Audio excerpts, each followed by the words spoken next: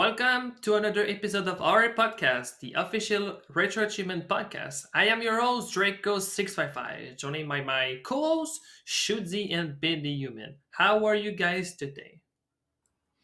Doing good, everybody. Welcome back to the podcast. Hey, I'm in a pretty good zone today. I'm excited to do this. Today we have a brand new segment for you guys where we will talk about some what's new on RA. We will also be discussing what we have played this week, sharing our thoughts on fighting games, and concluding with a conversation about guides and walkthrough. Let's get started with a new segment. Let's all over by Bendy for this one. Thank you, Draco. So, what's new on RA is basically a segment that's all about exactly what it sounds like. What's new on RA? So, without further ado, let's jump right into it. I'd like to get started by briefly going over our recent set releases. Today, we'll be focusing on the sets released from the dates Sunday, September 6th through Saturday, September 12th, starting with Mega Man ZX on the DS by GameZone, Super Mario 4 on the Game Boy. This is an unlicensed game by Supercool 101.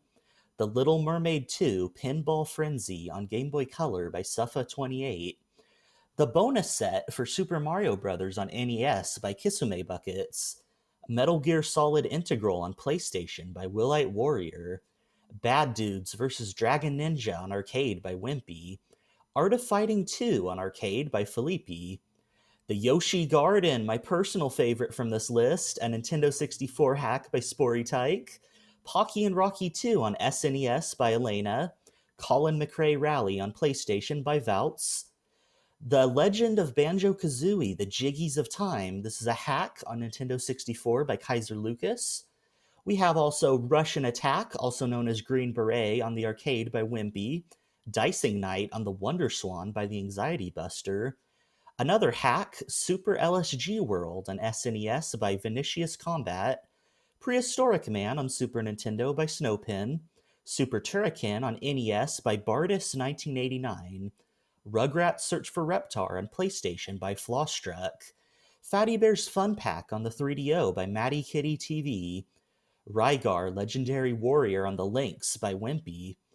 Another Game Boy Color hack, Tohomon by Kisume Buckets. Pardon my Japanese, I'm going to do my best with this next one. Osu Tateke Windon on the DS by Lord Psycho. And Legend of Iowa, a ROM hack of Legend of Zelda on the NES by Monkey Tongue. In other news, the LibRetro build bot has been restored. This comes as great news following our discussion with Melu a few weeks ago, and this means that the core updater and your RetroArch and RA LibRetro emulator should be working again. In addition, on the topic of RA LibRetro, RA LibRetro 1.3.3 has been released. I feel like this announcement kind of went under the radar for a lot of people, but this is significant because it adds support for the Magnavox Odyssey 2, which is pretty exciting. It's always nice to see something new like that on RA, so I'm excited to see what people do with that. We also have the newest issue of RA News is now live. Issue number 2 of the monthly Retro Achievements online magazine can be found by a link on the front page of the RA website. This week also sees the publication of the Retro Achievements Manifesto. This has been added to the official RA documentation. It's basically a document serving to expand on the previously existing FAQs of the website and thoroughly answer the question, what is retroachievements.org? Finally, to conclude this segment, I just want to remind you guys that we have a lot of site events going on right now. We have the Bad Idea Game, Master of the Month, Simple Monthly Master, Achievement of the Week, The Unwanted, Retro Points Master, The Big Achievement. If you guys haven't participated in site events, they're a ton of fun. You could head on over to the competition section of the RA forums, and that should have all the information you need to get started. That's all I have for what's new on RA. Back to you, Draco. Thank you, Bendy, for the awesome news segment with the RA news. So let's jump into the what we have played this week. So let's start with Shoot. What is your first game you want to mention where you have played this week, and how was your week? My week was pretty good, actually. I've been still kind of focusing a lot on fighters, and the first game I wanted to talk about is Clay Fighters 2 by Hershawn. Um, that was a really, really fun fighting game, and I've never played either of the games in the Clay Fighters series before. I think one of my favorite things about this set in particular is how creative some of the achievements are.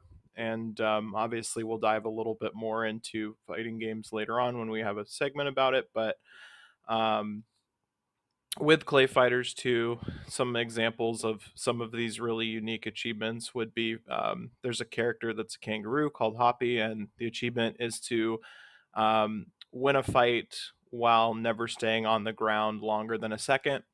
There are some really unique combo achievements, and then just a lot of different special things that you had to do. Like for another fun achievement was for projectiles, destroying 3 projectiles. So shooting your projectile at the same time that the enemy shoots theirs, um, and destroying 3 of their projectiles. So there was just a lot of really interesting, fun, and unique achievements. And a lot of the times with fighting sets, they're broken down pretty standard to, beat the game with each different fighter. So it was nice to see some, rather than just specific difficulty or complete the game with each fighter, to see some really interesting achievements thrown into the mix.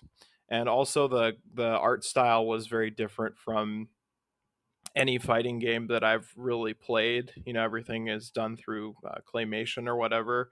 So it was pretty interesting to do a fighting game with like an art style that I'm not too familiar with, but it still had all of the basic underlying principles of most fighting games. Uh,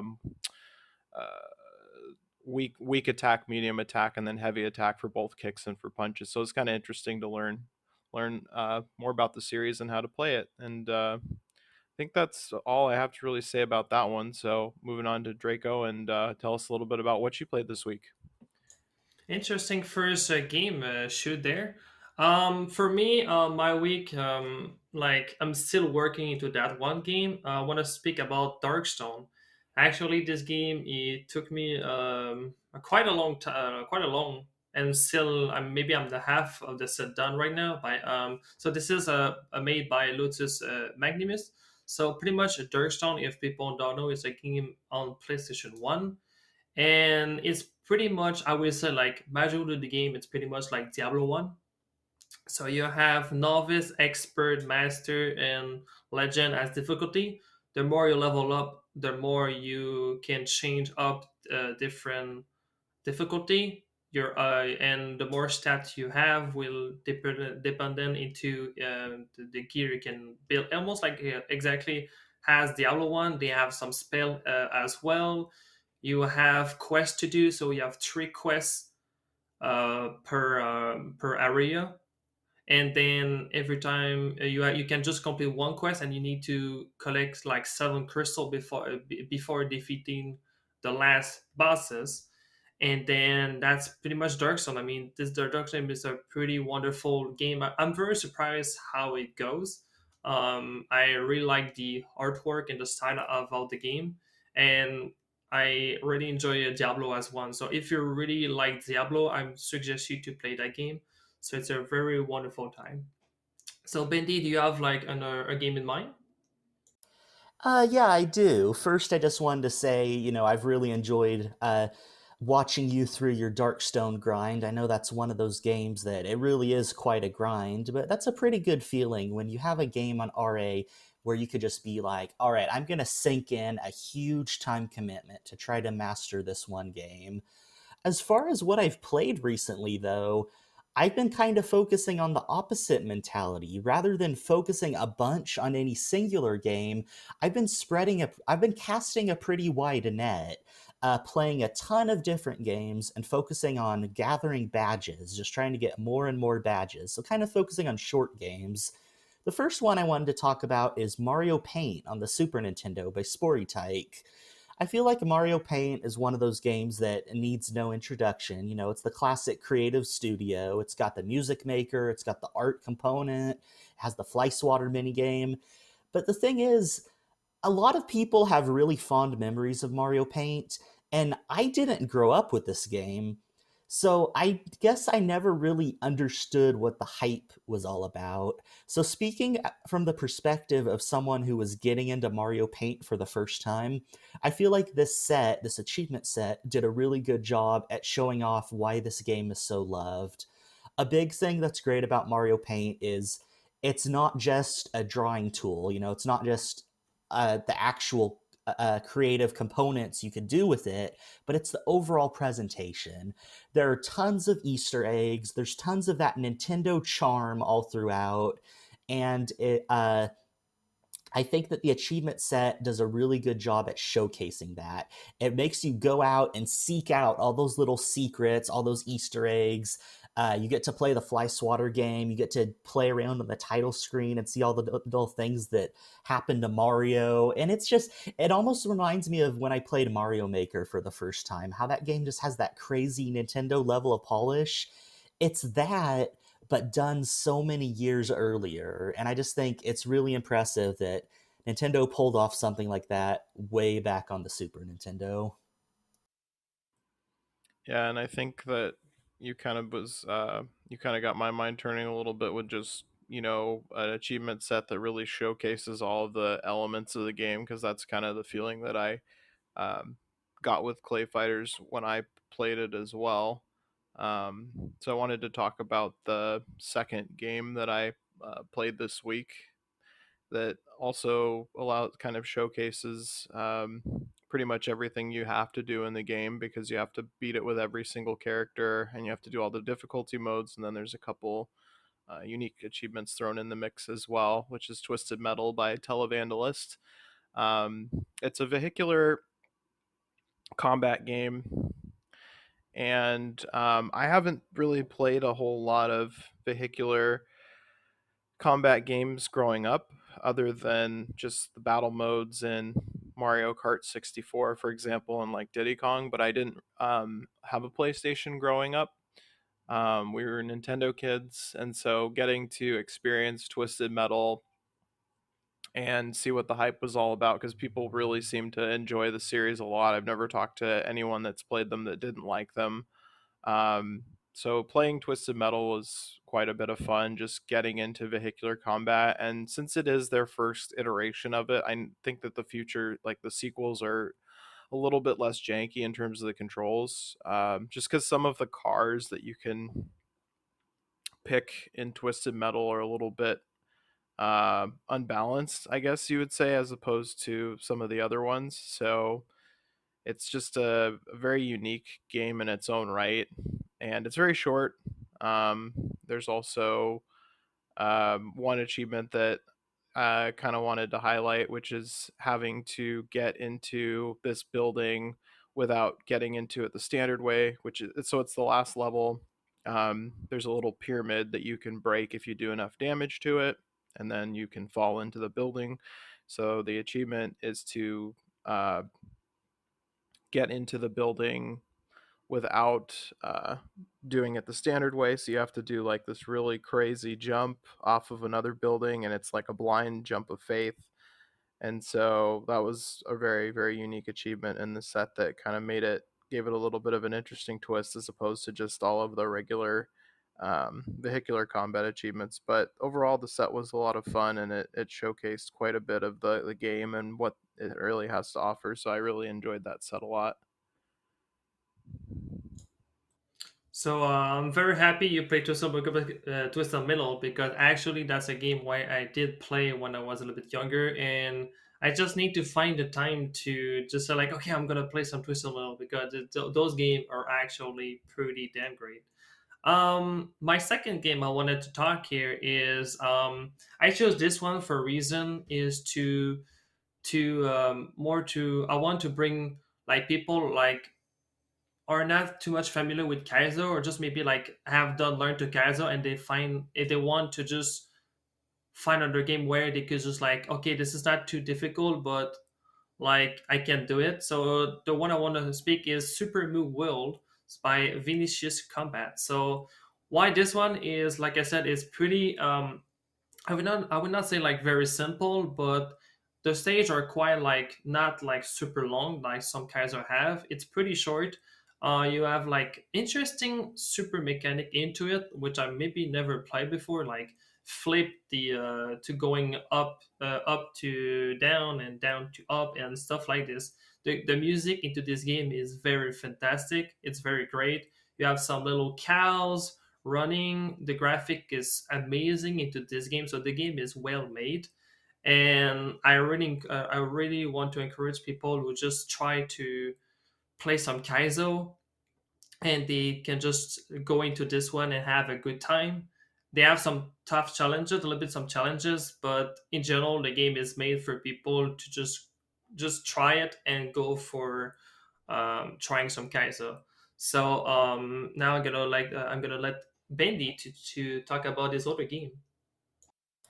Yeah, thanks for sharing that one, Draco. I've definitely been wanting to get a little more into Kaizo. I did finish up Learn to Kaizo, like I talked about a few weeks ago on the podcast, and I've been sort of looking for what's the next natural step to continue my Kaizo journey. So I don't know, maybe I'll do Super Moo World, maybe I'll do something else. I'm definitely keeping my options open, but that one is on my radar for sure. Another game I wanted to talk about that I played recently is Penguin Wars on the Game Boy. This is a set by Sadie. It's also called King of the Zoo in other regions, and it's a really adorable little game. So it's basically you play as a penguin or as another animal. There's 5 different animals you can play as, and these little animal friends have come together to play a game. It's some sort of sport that they made up. I don't really know what to call it, but it's basically you stand on opposite sides of a court and you're throwing balls at the opposite side of the court. So at the beginning of a match, you each have 5 balls on your side of the court, and you're throwing balls toward your opponent. And your goal is to get all 10 balls on the opposite side of the court. Very simple concept for a very simple system. It works super well. Uh, it's a lot of fun because I don't know, it's just one of those games that takes a simple concept and rolls with it. Um, and of course, you could hit your opponent to knock them unconscious, so that's where a lot of the strategy comes from. You're not just chucking balls aimlessly, although let's be real, a lot of my strategy was just chucking balls aimlessly. I did have a little bit of trouble with this set, though. For the most part, it was an easy set, but there was one achievement that eluded me. I probably spent more time on this one achievement than the entire rest of the set. And the achievement is for hitting the little devil 5 times during a bonus game. So let me explain what that means for you guys who haven't played this one. So, first of all, you have to get a bonus game. In order to get a bonus game, you have to play a perfect game.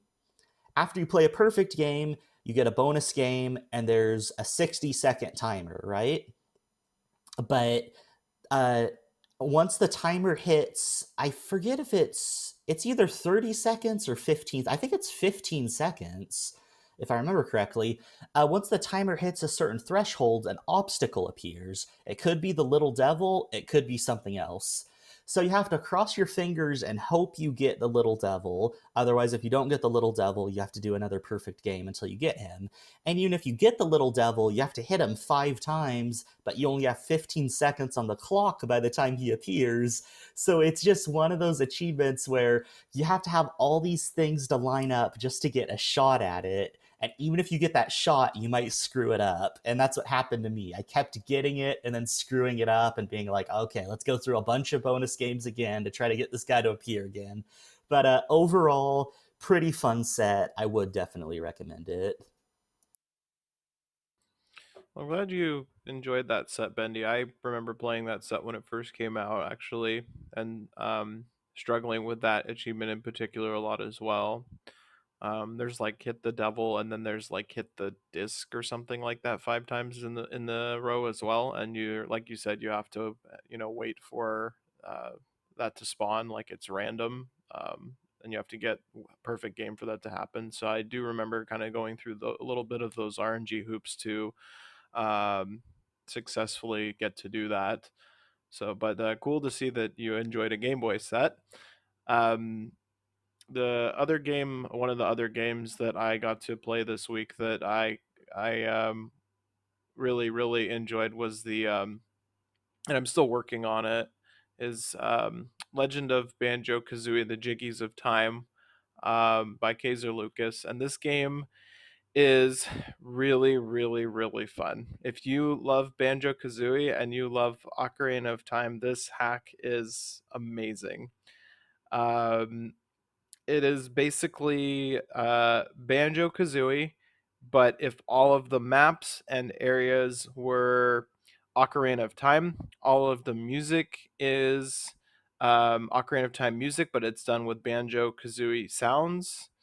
So it's so tastefully done. There's tons of Easter eggs put in the game. You can tell that the person that made it, I think his name is like Mark Kirko, I believe. The person that made the hack itself put a lot of time into it, and I was just kind of blown away by the amount of detail in the game, and even the writing is really good. It's got like that Banjo Kazooie esque uh, humor style to it, but it's set in the world of Ocarina of Time. uh, it's a little bit, I would say, probably a step up as far as,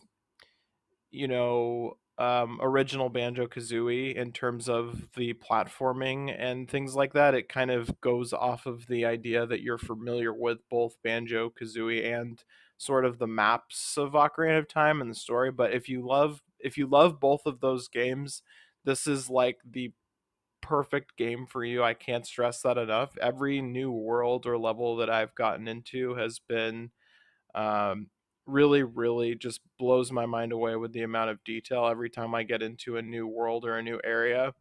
And they took a lot of the one of the cool things that they did is they took a lot of the assets from Banjo Kazooie and they turn them into like clever things in the Ocarina of Time world. I can't think of any specific references off the top of my head right off the cuff, but there's just a lot of, if you play it, you'll get to see just a lot of the Banjo Kazooie assets turned into really clever things in the Ocarina of Time world. So it was really interesting to see how they handled that. And yeah, I mean, I can't say that enough how much I've been enjoying the set. So thank you, Kaiser Lucas, for making that achievement set. Thank you, Shuzi, for the awesome with the banjo. I mean, I when I play Banjo Kazooie, I never played before, but I really dig the banjo games. And seeing you play this game, since I'm not too enjoy, I mean, I don't love that much Ocarina of Time, but I'm pretty sure I'm gonna have a very good time into this one. So I cannot wait to have the time to just play that awesome set by Kaiser Lucas. Another game which I spent a little bit of time, but I'm not finished yet. It's Tony Hawk Pro Skater 1 by VTS Teach. So everybody pretty much know Tony Hawk Pro Skating. I mean, the game itself is quite good. You have awesome music to it as well. To when you play it, you really like almost like you feel when you do like some awesome trick. You're super happy when you do it. I really enjoy the pro skaters. I did play like the N64 and the first one really a lot when I was a kid. I did try the second one, but it didn't have a much of success, so I just like um, put the like the second one like away, and I was like in my head I was like, maybe I'm just like too old to just play some Tony Hawk again. But I pick up the first one and I have a better time this time than I did before. So I'm very happy to have done some progress there. And I would finish this as soon as possible. It's on my radars. So yeah, pretty excited about that. And so Bendy, do you have another game in mind? I do, yeah. It's time to talk to you guys about a little something called Kangaroo. This is a set on the Atari 2600 by RetroDave82, And man, oh man, I had a hard time with this set. So, first of all, the game is fun. It's a good game and it's a good set. I just want to get that out of the way straight off. It's a very primitive platformer. In classic Atari fashion, there's only 3 levels, 3 single screen levels. And then after you beat all 3, the game loops and it gets a little bit harder. And then it loops again, gets a little harder, and the cycle continues. So, this is one of those sets where I don't know if you guys can relate to this experience, but while playing this set, I kept telling myself, this shouldn't be this hard. I shouldn't be having this much trouble with this because it's such an easy concept. There are only 3 levels. All you're using is just a joystick and one button. It should be so straightforward. And it took me so much longer to master the set than it should have. The achievements that gave me the hardest time were the deathless achievements. So there are achievements for beating all 3 stages on the first loop without dying, and then there's beating all 3 stages on the second loop without dying. Same for the third loop, and I think there might be one for the fourth loop. I don't exactly remember at this point, but it's this idea of having to do all 3 stages in a row in one clean run is like it should be easy because they're single screen stages and like it's Atari, it's so simple. But man, I don't know how to put into words, which is a great quality for a podcast, am I right? But I do not know how to put into words why I struggled so much with this one. It was one of those moments. It was one of those experiences of I should be better, but I'm not. This game is making me feel bad at video games. What else do you got for us? Shoot, what have you been playing these days? Yeah, I just no, it's funny you mentioned that because I feel like that way a lot of the time with Atari games where they're just like super simple, but at the same time I'm just not grasping the concept. So I've definitely shared that experience as well. As far as another game that I played this week that I really enjoyed, I played the Super Mario Land 4. It's an unlicensed game by Super Cool 101, and it's very short. It's 5 stages. There's like a damageless boss achievement for each stage, and the bosses are really not a problem in that game. It's more just the platforming is quite not Mario like because it's unlicensed. So the jumping feels very stiff and it is quite unforgiving. There's also like no ability to peek, so you can't like peek around and see a little bit ahead or a little bit down. So you kind of have to take some leaps of faith. There's no fire flower in this game. There's just Big Mario where you can shoot like mushrooms that go across the ground. And then there's Wing Cap Mario where you can like hover a little bit when you mash A and also shoot feathers in a forward and a diagonal direction. So those are the only 2 power-ups available in this unlicensed game.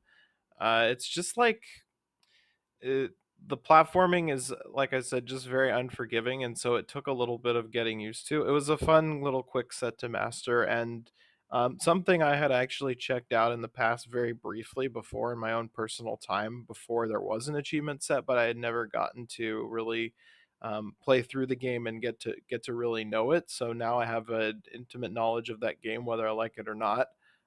Just struggling with some of the stages. The stage 2 is particularly bad as far as difficulty and just how unforgiving it is. So overall, really fun short little set, and enjoyed it quite a bit and got to experience more Game Boy goodness. So that's always a big positive. Kick it over to Draco for his next game. So yeah, that was very interesting to see you playing that game because you said a Mario, which is a Mario game, which is not a Mario game. But I still like the feathers action as well. But I feel like yeah, the platforming into that one was pretty damn hard because I saw you that gave you a pretty hard moment there.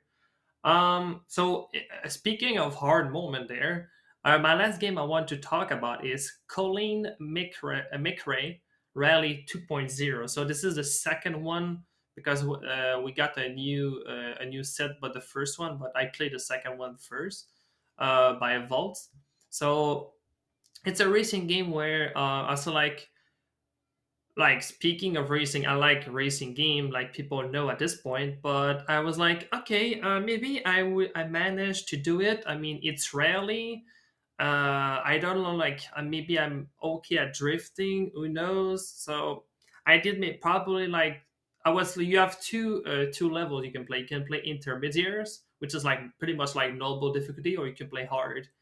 I got an insane hard time to just play the first difficulty. To be honest, even if I mean, I think I took like maybe like 30 minutes, 40 minutes to just like have a good grip to the controls and stuff. And I passed probably like the two first region or the first two tournament without too much doing some retries and stuff. Um, but when I arrived to the asphalt or the like on the road, that was pretty more tough than I expected as a game. And it's pretty like you the game is the track could be like what a minute 40 second 15 second, like a segment of the track, and they always say like go left, go right, go left, go right, and you don't see like the road like very far ahead of you. Sometimes it can be like snowy, you can have some rain into the stuff, so you have always like a detail or a twist where you don't expect to see. Sometimes it's the dark when when you have like your little light and it's the dark. You need to memorize your track or your segment because oh my god, this is pretty challenging, and the road is like pretty like small, so you don't have a lot of margin errors, and every a little detail or a little like off track, you pretty much losing your run, so you have to reset in order to just keep winning and stuff. And an interesting factor about this little game I found was you every time you finish a segment, you need to repair your cards, and the more damage you take, the less performant your car would be. So that was pretty interesting. So you need to drive very carefully and fast at the same time. So that was a pretty challenging aspect to that one. So Bendy, do you have another game in mind? I do, yeah. And before I get to that, let me just say I know how good you are at racing games, Draco. So if you're saying you had a hard time with that game, then I fully believe that must be a pretty challenging one. But another game I wanted to talk about is Mega Mania on the Atari 2600 by Sporty Tyke. I really liked this one. This is a really fun game. So I feel like on the Atari, after the success of Space Invaders, there were so many games that were trying to do that sort of space shooter genre, and to varying levels of success, right? And I feel like Mega Mania is probably one of the better ones. Here's what I like about this game. First of all, it's really fast paced. The movements of the enemy waves, like the enemies as they move across the top of the screen, they're moving pretty fast. It's not like something like Space Invaders where they just sort of chill there and barely move. They have pretty dynamic movement patterns. And the game really encourages aggressive play, I feel. So one of the gameplay mechanics is there's a time limit for each level, represented by how much fuel you have for your ship, which is gradually depleting. And the faster you complete the level, you get additional points for how much fuel you had remaining at the end of the wave. And the reason this is important is because after you pass certain point thresholds, you get one-ups, you get extra lives. So it ends up playing this game where it ends up becoming this game where you want to play aggressively because you want to beat the levels quickly, because you want to get more lives, because getting more lives lets you get to later levels, later waves, and it's just a ton of fun. Uh, one more thing I wanted to mention about this game that's just a really weird quirk that it has is the way that the shooting mechanic works. So your ship is always at the bottom of the screen. You can only move left or right, you can't move up or down. But when you shoot a laser forward, how do I even explain this? So when you shoot your bullet, if you continue moving left or right, the bullet will also move left or right.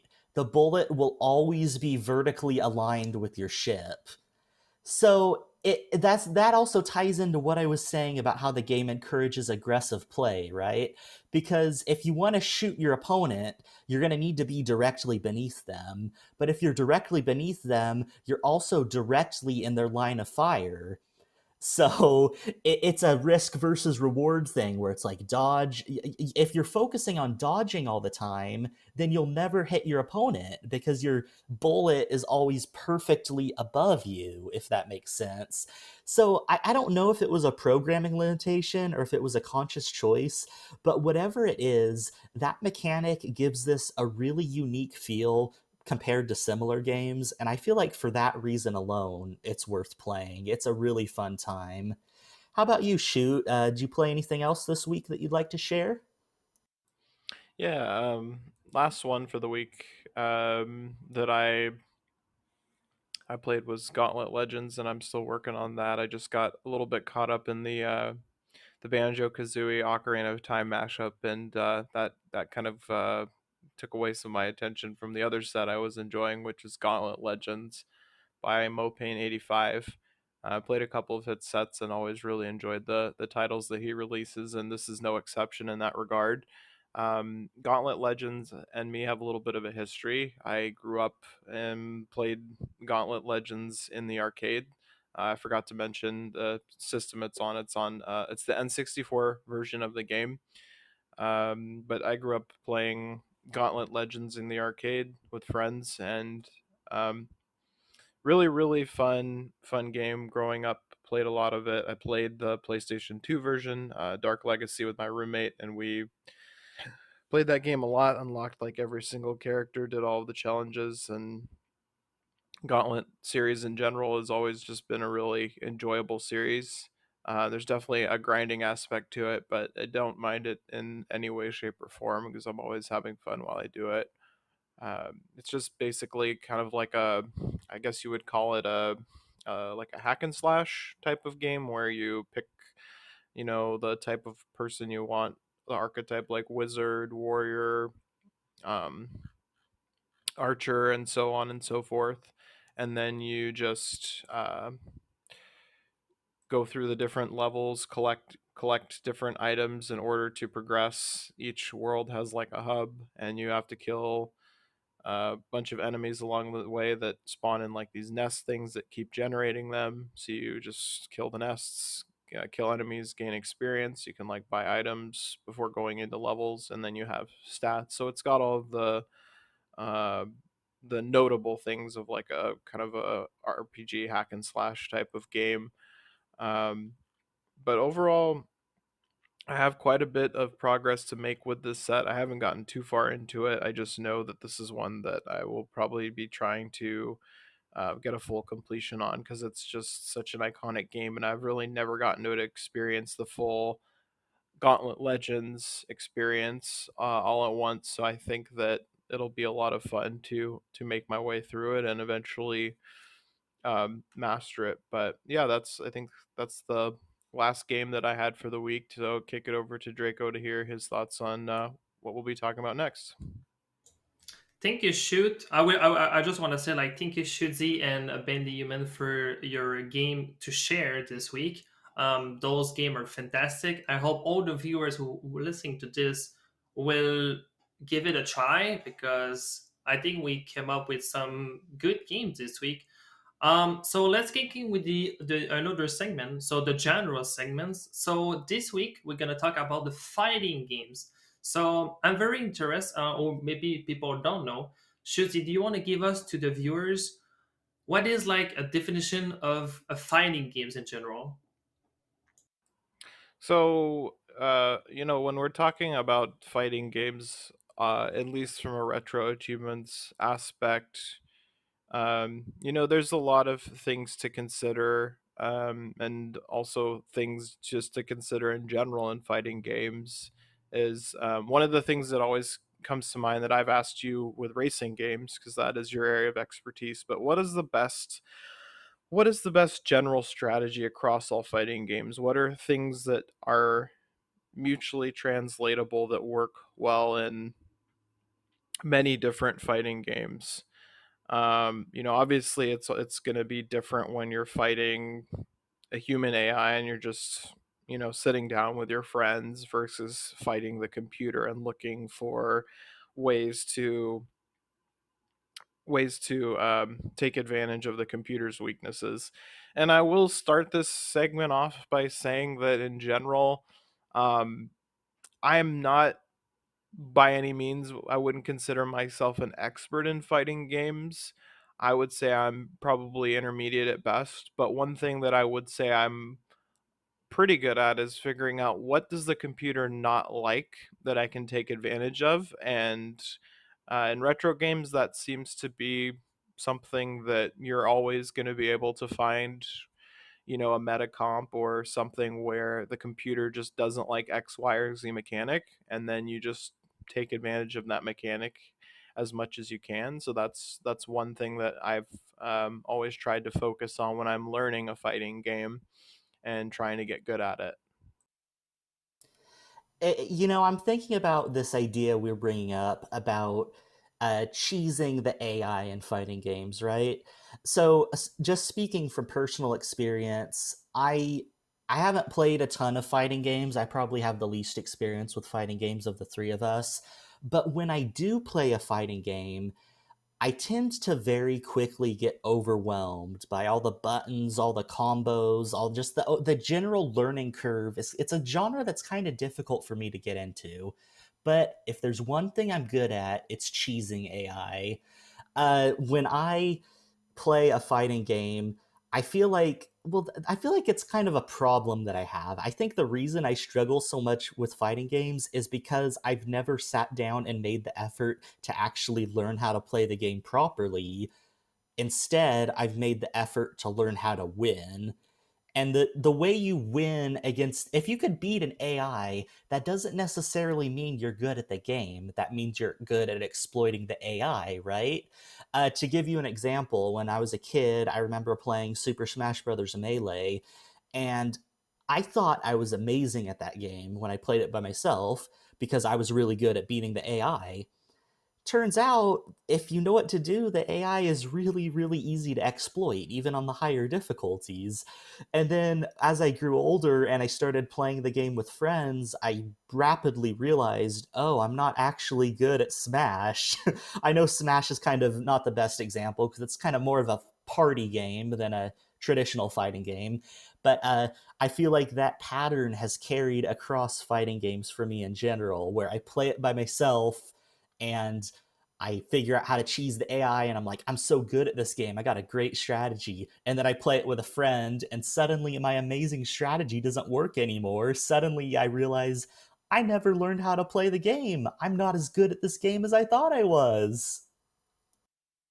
Yeah, and I think you do make a good point there that um, when you're playing against the AI and how predictable the AI can be on older fighting games, then it kind of becomes, not as difficult. Whereas humans are a little bit more randomized in the way that they think and the way that they do things. And so, you know, I never forget as a kid, with some fighting games you play, you just have the friend that would just do the projectile spam, or the friend that would do that one move spam over and over again. And you may see similar patterns in AI at times, but not to the level of humans a lot of the time on like projectile spam or ability spam. And you have to understand how to deal with that.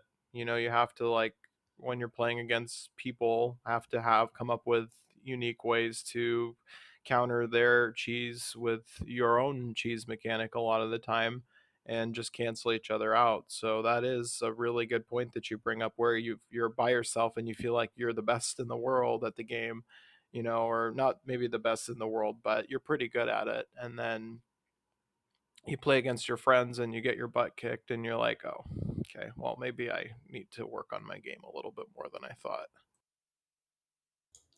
So, the fighting games for me, I mean, like people know a lot, I'm not the greatest at all at fighting games. So for me, fighting games are always something I dodge when I play, but it's a little bit different. Here's a good example here. The only game I played, like Benny mentioned, was pretty much like Melee, like the 64 one as well, and I play a little bit of Ultimate, other stuff. I like when you play like a fighting games where you can have like one button do something. Example like A do jumps. You can do projectile into one button. You can play the fighting games like we play some Marvel versus Capcom. We have one button do a specials and other stuff like this.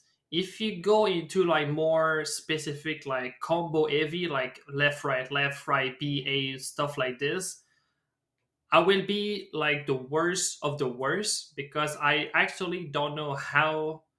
I will never learn how to what button would do. Normally the time what I was gonna do, I'm just gonna try to mash every single button because I'm so used to the control of like example like I said melees, which I just spam button and do something. I'm not to the moon where I was like if I do this it would do that.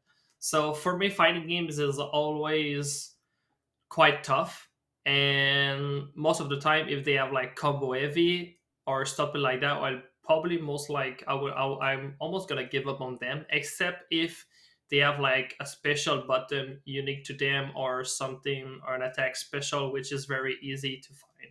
So Yeah, and a lot of fighting games, to that point, do have it where, they'll have light kick, medium kick, and heavy kick, or light punch, medium punch, and heavy punch, all as separate buttons. But then they'll also have a button where it combines all three of them, and it works really well because you'll have something where you'll have to do like quarter circle forward plus two types of punches, and you can just do quarter circle forward and then hit the one button versus have to hit the two buttons like you said. It really just depends on the game itself, but I think to that point as well, when I am playing fighting games on retro achievements, one of my favorite things, types of achievements rather, while it can be frustrating, is achievements where you have to pull off some type of special combo or unique move. I can think back to like playing Marvel versus Capcom and having to pull off like Shadow Lady's final mission, I think is what it's called. So like a kind of a complex combo. So doing some of these complex combos and putting the time in and then like getting it, if it takes you a couple hours, is always a really satisfying feeling to pull off. And it's weird because it just seems so simple to do a button combination, but it's all about timing and it's all about muscle memory. And those are some of the achievements I struggle with the most a lot of the time, is nailing down like a really really specific combo, because like I said, I'm okay at fighting games, but I'm not necessarily the fastest fingers in the west, so it's just like those are some of my favorite achievements, is getting big hit combo achievements and having that mastery of that particular element of the game, or just like nailing that specific combo that triggers that special ability that's really important. So I think on the topic of these big, long, crazy combos, it's one of the things that really sets fighting games apart from other genres. Because if you think about it, fighting games require you to do types of inputs that really no other game requires you to do. Things like quarter circles. And what other game are you going to have to do a quarter circle? And what other game are you going to have to press this elaborate series of buttons in this exact order to pull off this combo? It really is a genre that has a kind of unique control scheme in comparison to a lot of the other stuff out there, which I feel like, depending on the individual, can either be why you love fighting games or why you hate fighting games. I will say this though, I feel like fighting games are one of those genres where the skills you gain from one game are very transferable to other games in the genre. If you've played a lot of fighting games, you could pick up some fighting game you've never played before and you'll probably figure it out a lot quicker than someone who doesn't have that experience with those style of inputs. And I think that's why so many people tend to just resort to button mashing, is because they haven't really trained their brain to this new style of inputs that they haven't experienced before. It really is sort of a learning process. And I think as a genre as a whole, it's a bit of a learning curve to get into, right? And I feel like that can be intimidating for a lot of people.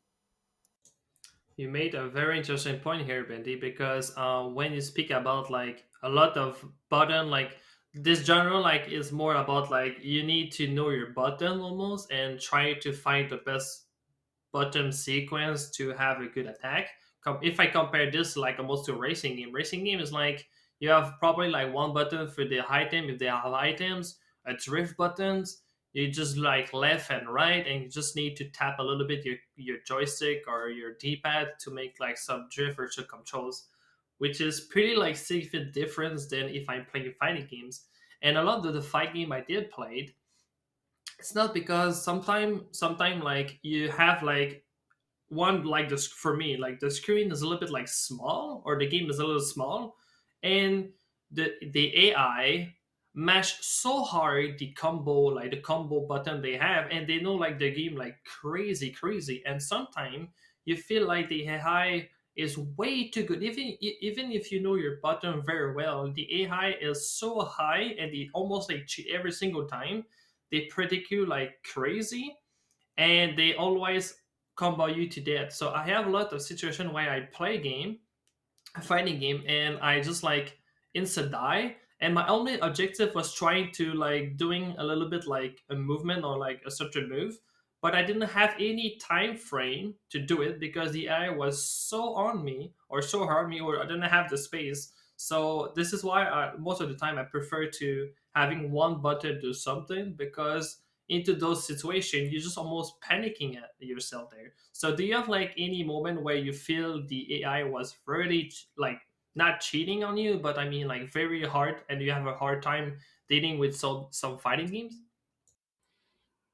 Yeah, I think you bring up a pretty good point. You know, a lot of the time that I am doing fighting games, there is that frustrating thing of like the achievements to do this special or whatever. And not only do you have to have like two or three of your super meter, but you have to like not get interrupted, right? So it can always be kind of um, a frustrating thing where you're trying to get off a specific combo, and like, you know, a lot of the time for the achievement, practice mode isn't allowed. You have to get it in a real time fight against the computer. And I think there's kind of, while that is frustrating, you know, that's one of the things that I'm so entertained by about fighting games, is just like that brutalness of having to really think on the fly and be able to be really calculated about when you time certain moves so that you don't find yourself in those situations. And that kind of makes me think of, um, you know, some of the end bosses for fighting games can just be extremely brutal. You know, they either do more damage, they just spam, they do spam abilities at times, or you know, with SNK games in particular, like SNK arcade games, the final boss for fighting games is just like really brutal. Like they match your movement, so based on your distance to them, they'll do this or that. If you try and jump into them, they'll, you know, they'll do like a uppercut or an anti-air ability. There are really tough final bosses for a lot of the fighting games. So you always have to kind of just like figure out ways to work around the AI, which is one of my favorite parts of kind of breaking down a fighting game, is trying to, you know, figure out again what does the computer really not like that I can take advantage of and use to my advantage. So one of the things I can think of off the cuff that I try with a lot of fighting games that I do play is older fighting games. AI is really bad a lot of the time against low kicks for whatever reason.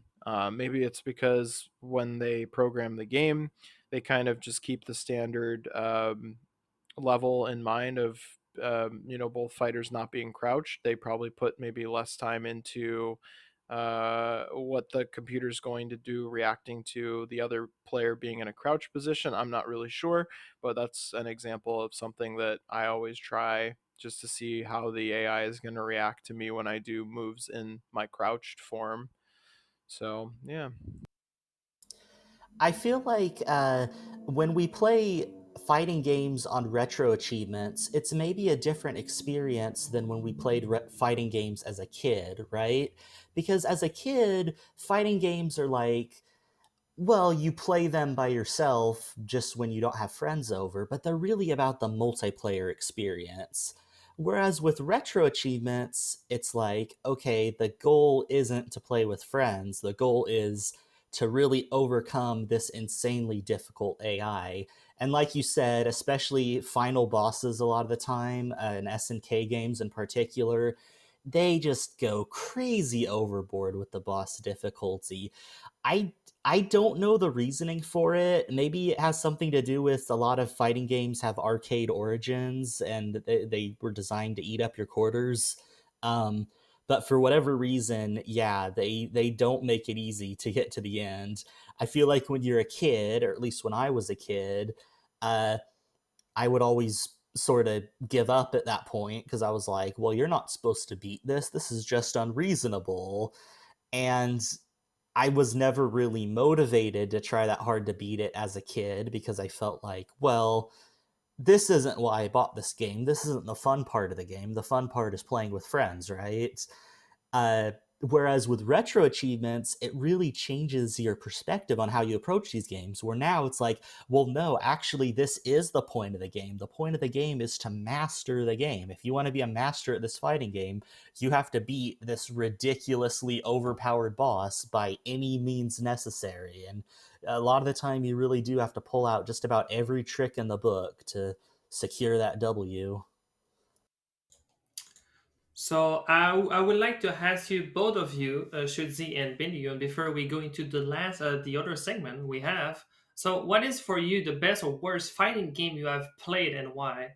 So for me, I would say like for the worst fighting game I played, I think I would say like pretty much every single fighting game, which are pretty like rather like the AI is pretty much like super hard to beat, and you need to know very well the game because I'm not the like I said mentioned a lot of time. I'm not the I like when you play fighting game. It's almost like fair, like 50-50. Where if you do like certain stuff, you can have a chance at least to win. And sometimes when I play some fighting games, I always feel it's rather I don't do enough damage. Like imagine like when you're pressing a button or a punch or a kick, and you just do a slightly bit of damage, but the AI like use a combo and do like three quarters or a half of your HP, and you're most pretty much done. So for me, every single of those kind of type of fightings I'm not a fan of, to be honest. But for me, I think I will stick with my best. The best of the best will always for me be melees or ultimate or brawls or any type of Mario, Super Smash Bros. Stuff like no, not Super Smash Bros. Those fighting games because those are like you choose you just your characters you just can play with item or not. You have a stage. It's not complicated.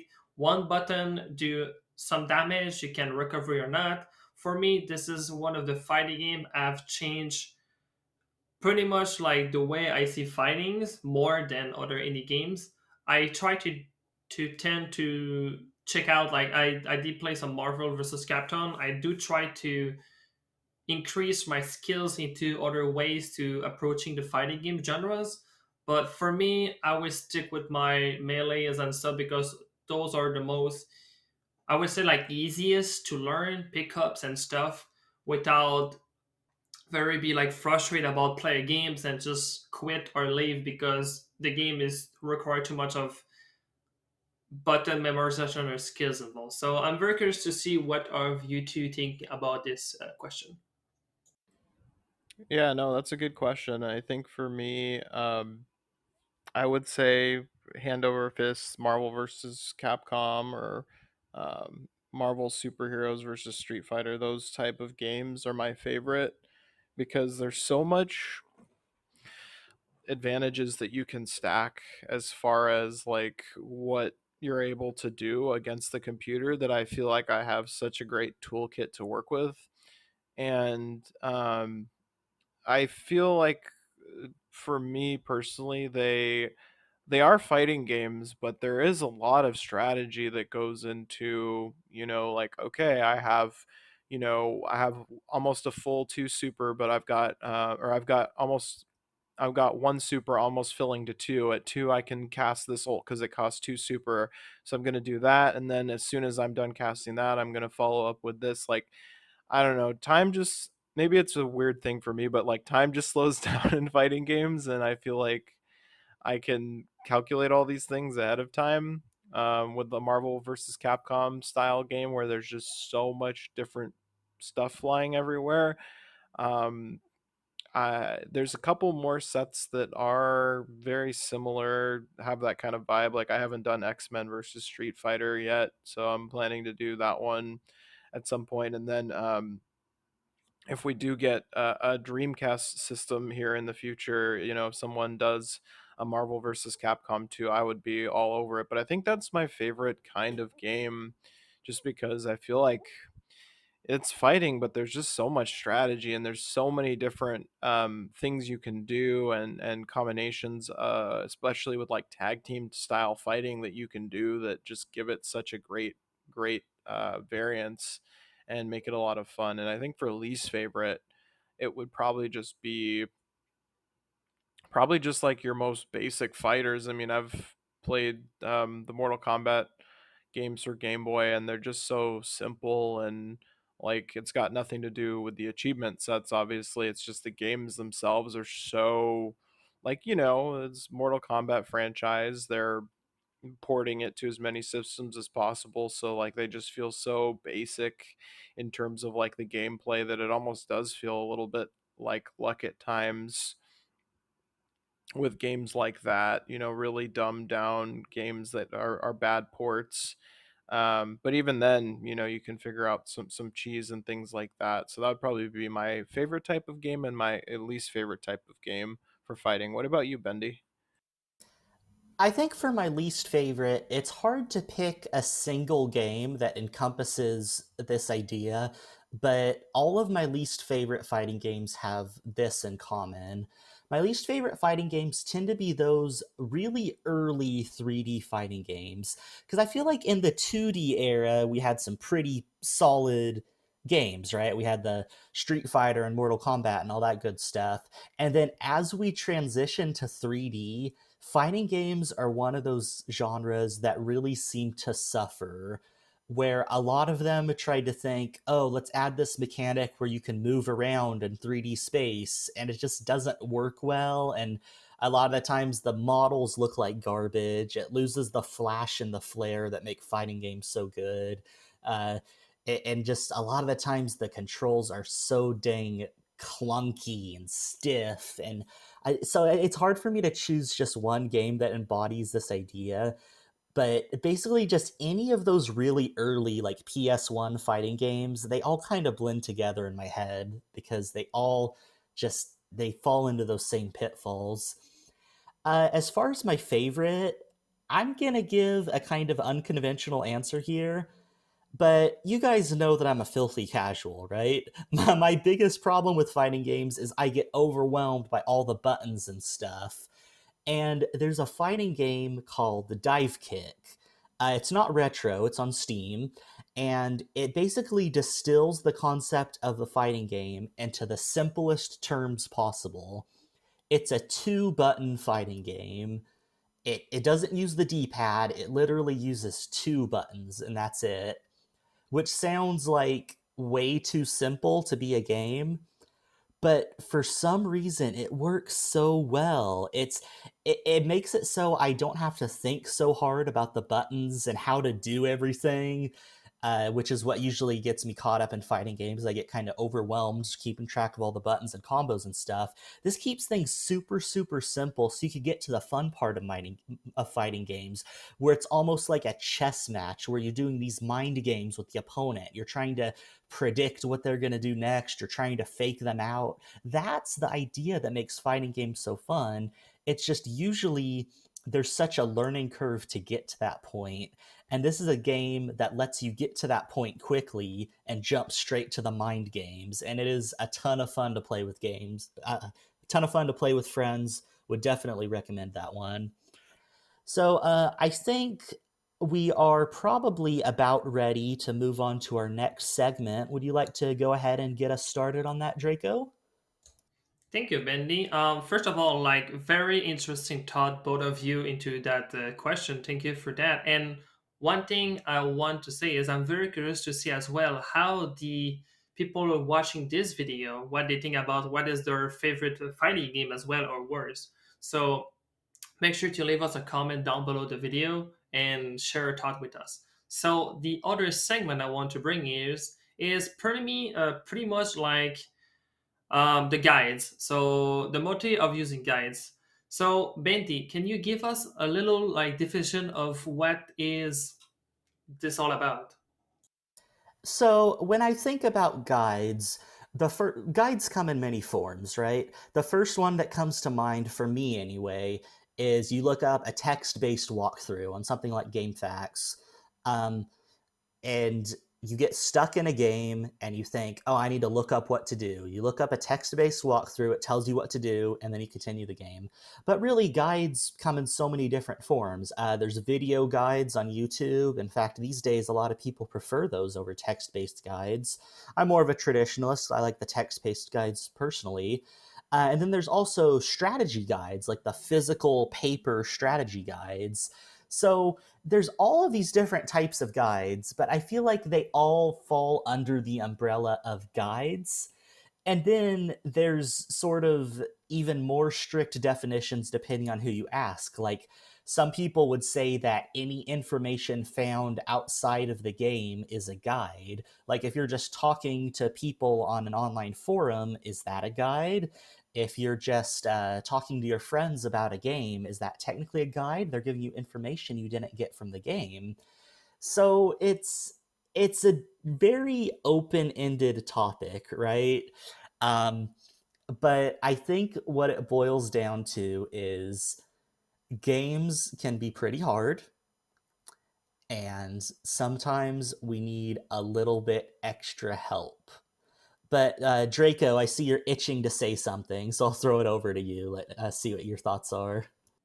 Yes, so yeah, about this subject, this is pretty, I would say like a hard subject, but like my thoughts about those guide or slash people help you because like when I'm playing a game, some people like just here to want to chat and they give me some information which I probably never know about a game which I never played before. So this is always hard to deal with, I would say. So for me, I am very a guy where when I play any type of video games, any games, if I have like a struggle or I feel like okay, I'm lost there or I need an information to moving on. So rather my nerve tell me like I'm very sometimes it could be very impatient with myself. So for me it's like okay, I need to clear this but I don't know how. They have like a way, and sometimes I did spend more than an hours, 2 hours, 3 hours to finding a path because I am sometimes stubborn and I don't want to look it up. But at the same time, I want to moving on, and I'm very every time I would just want to moving up. So I'm very like most of the time I'm very a visual guy who learned by visual.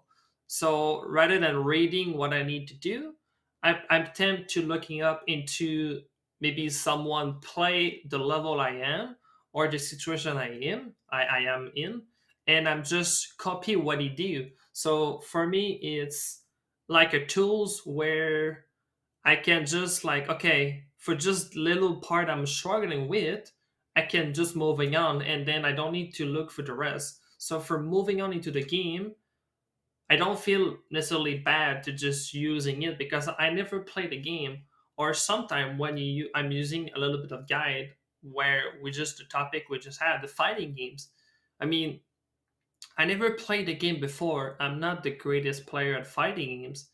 How I supposed to know if you do left, A, B, we do a mega kick and you almost insta like half damage the enemy you do?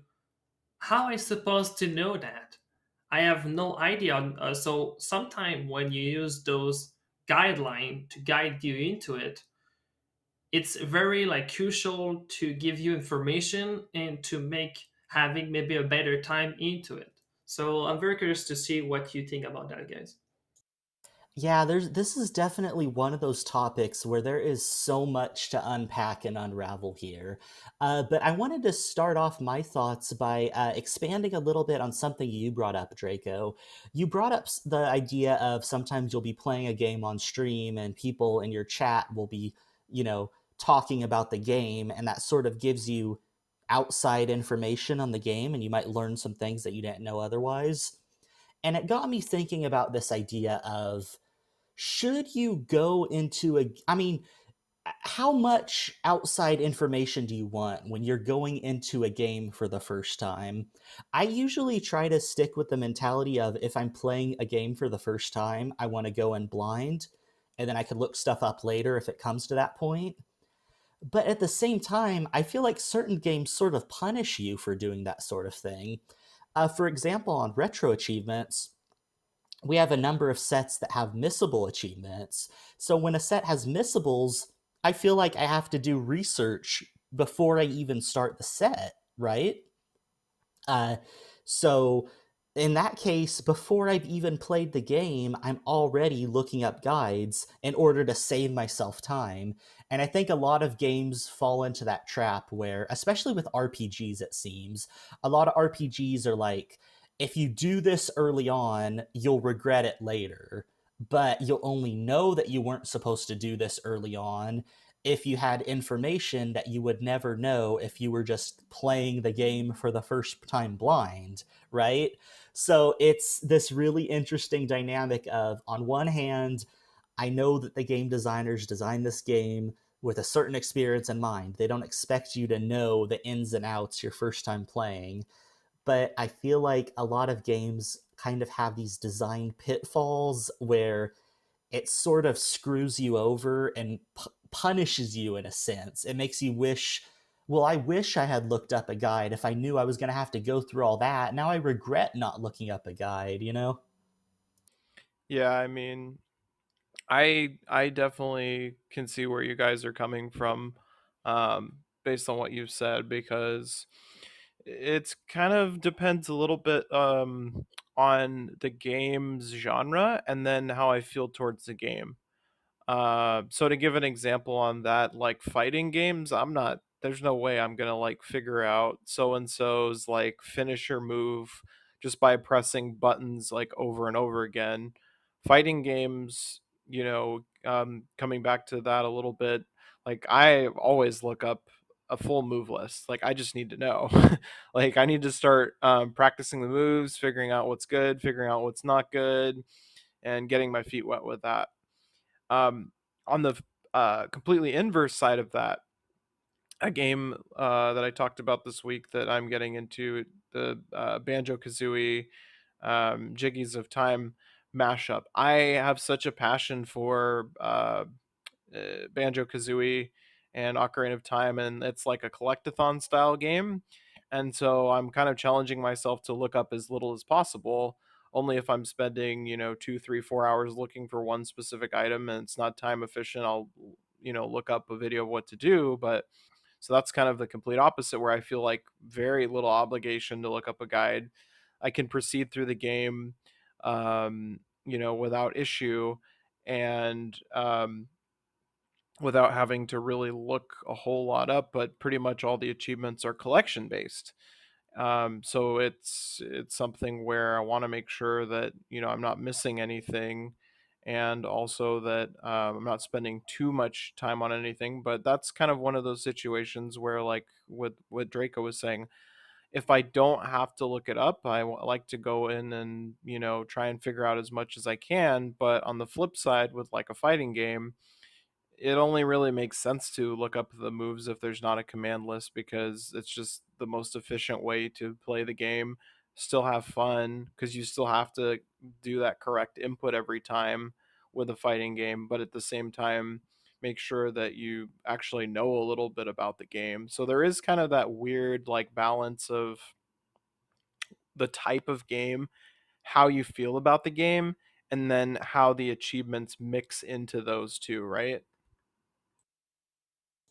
I really like the idea of like doing game blind, because in like some of mini games I will play, like example a racing game, I don't really need tools of a guide to help me how playing a racing game. I mean, you have your acceleration button, your brake button, your drift button, and stuff like this. It's always the same stuff. But into like the opposite of what Shoot and Betty mentioned, like RPGs and missables are really a big thing. If I play like a game without playing on retro achievement example, I will not worry about if I collect every single aspect too. But if you have into the upper hand a set where you have to collect stuff and you make sure to not screw them up and missables, like a good example, like I would mention like the Professor Layton, which I did played. I mean, if I did not look it up for every single coins, or maybe if I was a maniac and tapping into the screen for every single little details as possible and spending maybe 5-10 minutes to just make sure I tap everything, I will be all right. But imagine if you play like a game where like later and you play like for 10s, 20, 30, 40 hours into the game already, and you just did one mistake and you need to do the entire game again just because you didn't want it to go with like a little tools to help you out. So a lot of the times a guide is very useful in some ways in my mind, where you can add an extra like safety to you. So another good example I want to mention here is speedrunning.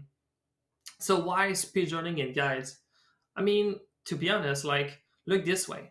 You speedrun Pokemon games, you speedruns any type of game where you can route everything on. So if you have something like, okay, this map is, you can see the map, the tools or the guide, like the maps is like this. Okay, you can maybe like in your head memorize a pattern you want to take on. Oh, this place have an item I never take before.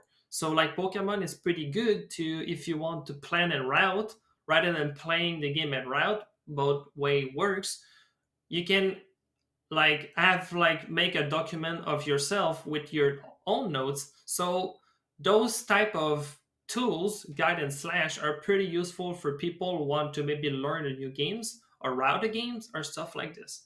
So yeah, so I think Bendy want to mention something, so let's go into Bendy. Thanks, Draco.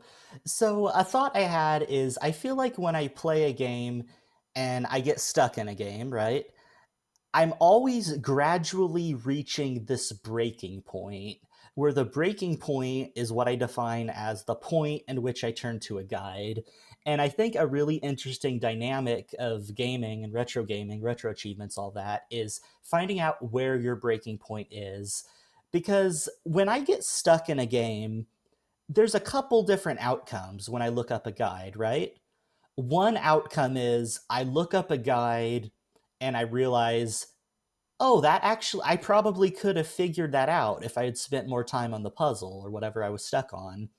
And that's a terrible feeling because when I do that, it feels like I cheated. It feels like I don't get the same mental satisfaction of overcoming a tough puzzle or a tough boss or whatever it may be.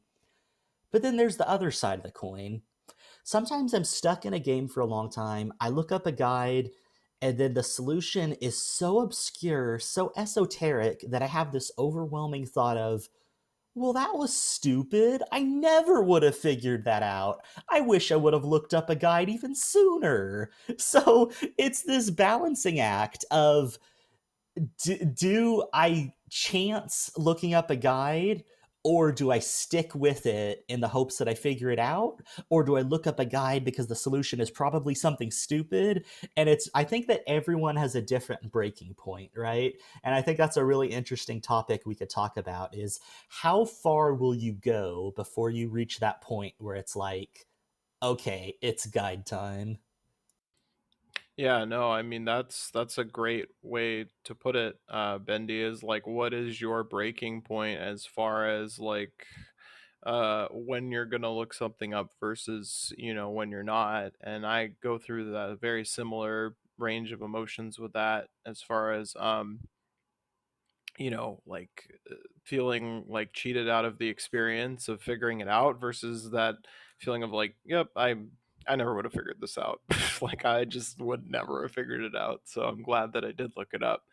And obviously, with the site, it's important to maintain that fun factor and to enjoy the game in the way that's the most fun for you. And so everybody does have that different breaking point, and I have had some moments of disappointment where I'm just like, man, I really wish I hadn't looked that up because I would have figured that out.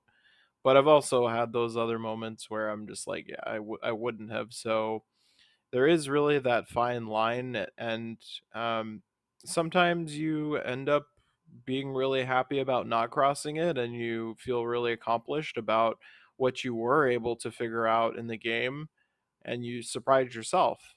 And there's also games where there's like little hints kind of built into the game that you guys talked about a little bit. There was kind of that experience this week with Banjo Kazooie, Jiggies of Time, where there's like a lot of like built-in hints that are just kind of pushing you in the right direction, but not totally giving it away. So that's one of the things that really made that quite an enjoyable game. And still had to look up a couple things that here and there as I'm going through it, but it's kind of like the perfect balance for me personally, at least. So I got like a final thought about this guides and stuff. I mean, so we have two different ways to see it. Okay, you have one players into one side who will play a game, a normal game, or like any game, and they're just gonna find the information they need. Like I said, like earlier, speedrunners, information where example like RPG, and you don't know how to do this quest or what triggered this quest, and you're just gonna look it up. And you have the upper hand where probably like I'm not into this kind of like, I mean, I'm not this type of like want to go that side, but it's like you can play like some game with just the entire game with just a guide, and you just look the entire way. So this is not what I personally like to play on a game. I really like to using those tools, info tools, when I really need to, and most of the time is RPG. So I have a last question for you, both of you. Is like, what is the type of games of you prefer to use a guide on, and you feel that like which genres are like the better scenario for both of you? You prefer like, okay, I mean, yeah, this is a little bit too much difficult. So I think for me would probably most be like if I have to do a quest or something with a very big quest, or you need to talk to 50 NPC or 10 NPCs and stuff like this, or you're lost into one point, you just help you out and succeeded. So I'm very curious to see what you both think about this one. I feel like as I've grown older, my patience has grown thin in games that waste your time. And I think a lot of retro games, especially retro RPGs, kind of have a tendency to waste your time. Like, don't get me wrong, I love old school turn based RPGs. But like if we look at something like some of the old Final Fantasies or Dragon Quests, sometimes it's not really clear where you're supposed to go next, or oh, you didn't talk to that one NPC at that one to get the story trigger so that the next thing can happen. And like, there's just little things like that. Oh, you didn't stand in the middle of this field and use this item. And to trigger this dungeon to appear. Things like that are things that I have very little patience for. And I get it. These games are designed for when you're a kid in the 80s or whatever, and you have all the time in the world to just play the game. But in moments like that, I really don't feel any guilt or shame in looking up a guide. Other situations where I may look up a guide are for things like retro achievement specific challenges.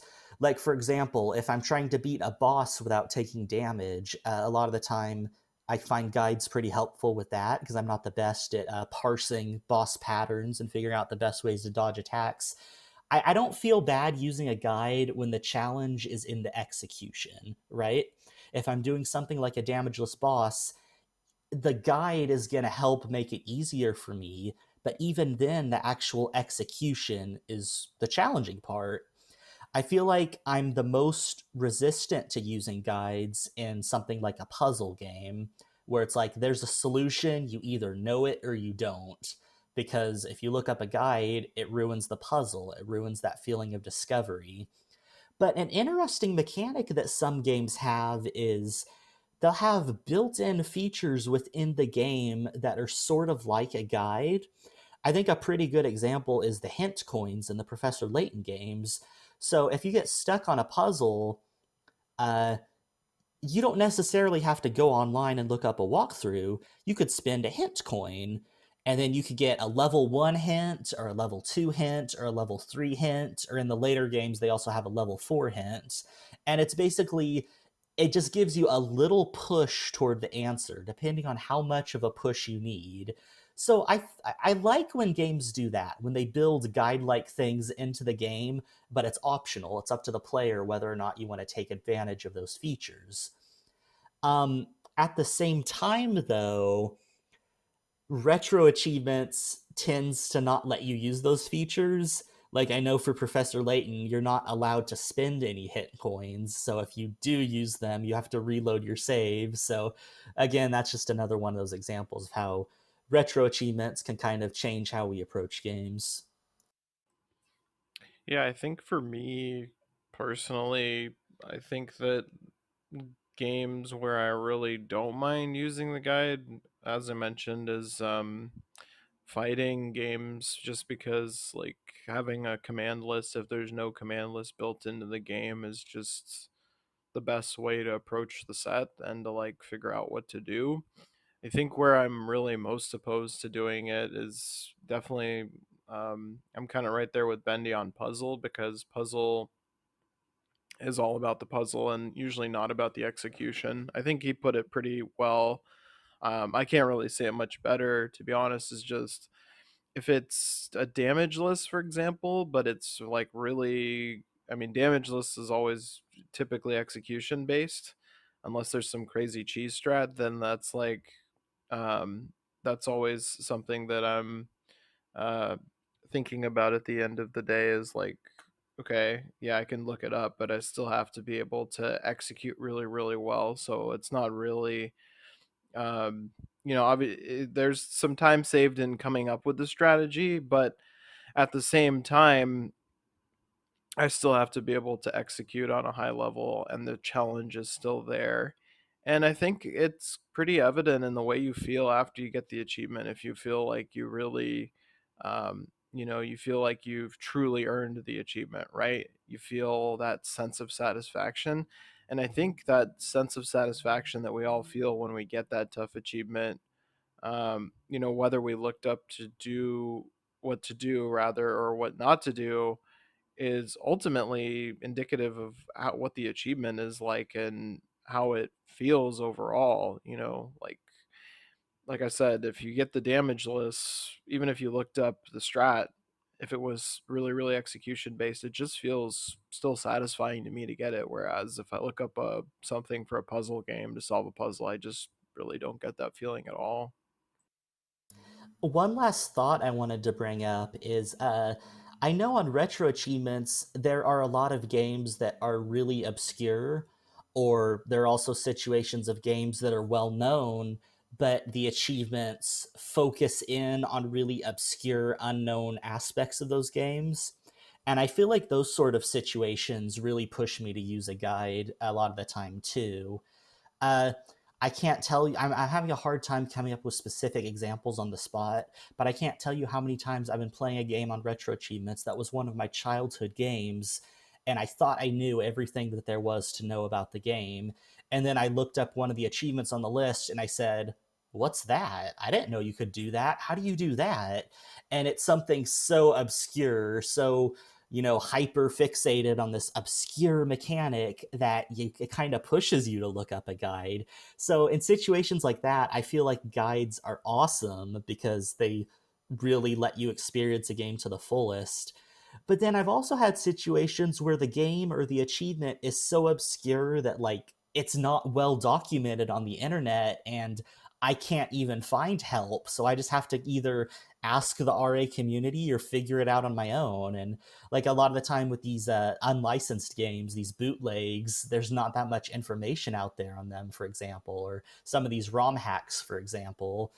And sometimes you either got to figure it out or you have to ask your friends who have played the set. And I think that's just another little interesting twist on this whole how we approach games with or without guides idea.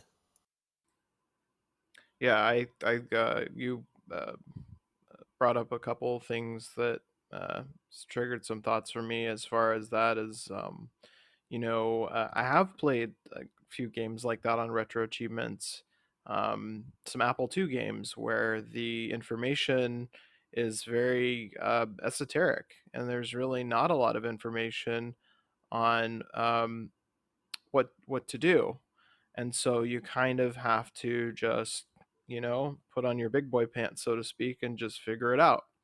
There aren't many games like that, with the availability of information on the internet. But if you're playing something really esoteric or something that really wasn't played, or for a really, really old system, you might have to go down that road. And it's an interesting road to go down. And um, there is that like really, really satisfying feeling, I could say, at least in my personal experience, of like, wow, there's nothing on the internet and I still figured this one out. Pretty cool. So I've experienced that a few times, and it's a interesting feeling, and definitely gives you a lot more of a hype moment than just your usual. Um, okay, I looked this up, and it was still execution based. I feel like that's the highest. If we're putting hype moments into tiers, that's like the S tier hype moment when there's no info online and you're still able to figure something out. And then point number two that I thought of really quickly before we wrap things up here is just that, since we've talked about a bunch about fighting games today, one interesting tidbit about some fighting games and some of the more obscure things in the fighting games is that there's a lot of misinformation on the internet about fighting games, for certain things like how to unlock this fighter, how to unlock the fight with this fighter, where there's two or three websites with very conflicting information, and so you have to go through the trial and error process of trying all of them. I've been in that situation multiple times, and I don't know about other genres, but for fighting games, that's been an experience of mine that's been frustrating, yet kind of just like this weird, like, do people really not know this stuff in 2020? Is there like no concrete answer? But it's just, over time, this information has been built up and collected on the internet, and no one's ever gone back and rewritten their guide from 2008 when they thought this was the way they did it based on anecdotal evidence. In reality, they didn't know what they did. And so that's also kind of an odd thing that can happen from time to time, where um, there is seemingly good information out there. However, after experimenting and testing, you figure out that that's not quite what it was about, and you have to either come up with your own way to do it or find another source of information that's more credible or reliable. So, just another little thought that I had when you brought that up, Bendy. But I'll kick things over to Draco to get things wrapped up here for today. Yeah, thank you, Shoot, and thank you, Bendy, for all the good thought over here. And I just want to bring a final thought to all the listener they're gonna listen to this video. So, in conclusion, for the guide segment, I said like guides are a good tools to help you out if you have some a little bit of difficulty in some games in some ways, but it's always how you gonna like how you gonna using it to not like making like too hard on it. So yeah, so I think it's a good way to see some problem, but it's always about how you all using it. So that's wrap things up for today episode of our podcast. Be sure to like the video and hit the bell to make sure you never miss an episode. Let us know in the comment what your favorite fighting game is and how do you feel about using guides. Thank you so much for listening. We hope you enjoyed today's episode and hope to see you again soon. Bye.